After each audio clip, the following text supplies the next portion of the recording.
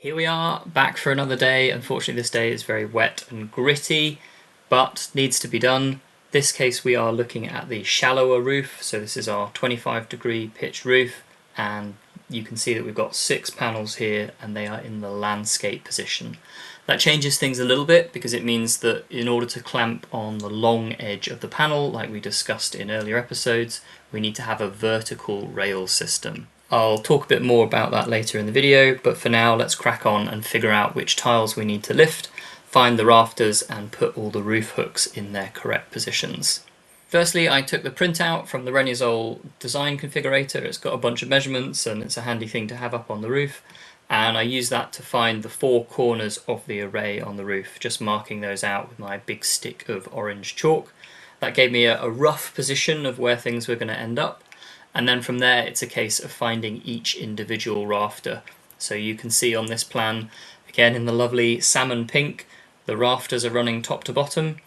And then with the way that these panels fall on the roof, we end up with our first hook just inboard of the edge of the panel, a 3-tile gap, and then the next hook, and then just a 1-tile gap before the third hook, and then that pattern repeats. 3 tiles, the next hook, 1 tile, the next hook, 3 tiles, the final hook. So you can see here we're going along, lifting up the tiles, feeling around on the tar paper for where the joists actually are, and then we're able to put the hooks in and screw them down. Pretty easy job, just takes a bit of time with the tape measure. Obviously don't want to do this job twice, and through the magic of video editing you get to see all of this in fast forward. So let's get those tiles lifted and put the hooks in.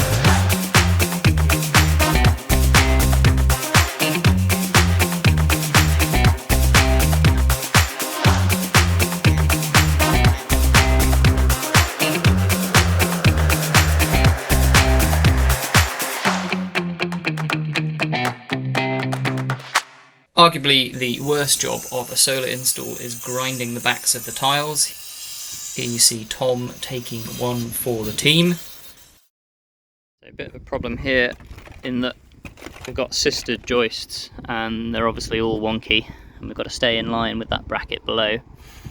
You need 5mm clearance below this, otherwise it will press on the tile and crack it. So in order to get that, I've ground a little bit off the face of the tile. Normally don't have to do that, and then I've put this on a bed of packers just to lift it up, and that should keep us off the tile so we're not putting point loads on it. So really at this stage, very much just grinding on. A little bit of shuffling around of hooks that were on the correct rafter but in the wrong groove on the tile. These are double pan tiles, so they've got 2 valleys, and obviously in some cases we chose the wrong one. Then the usual amateur hour, double check all the measurements, hopefully to avoid having to grind any tiles twice.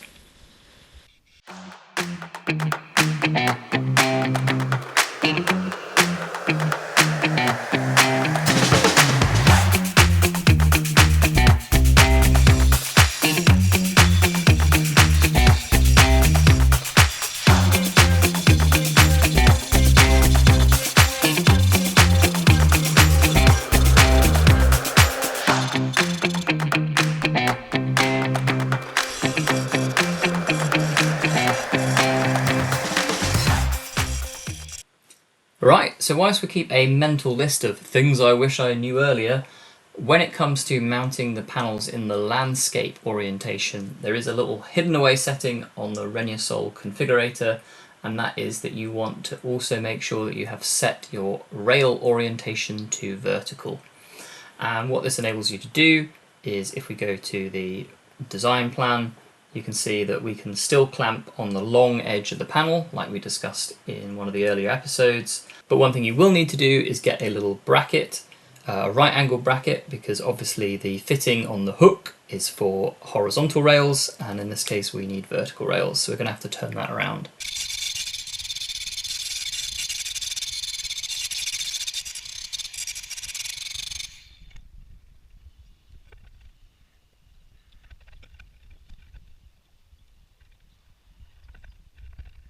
So here we are, end of Saturday, which is day 4.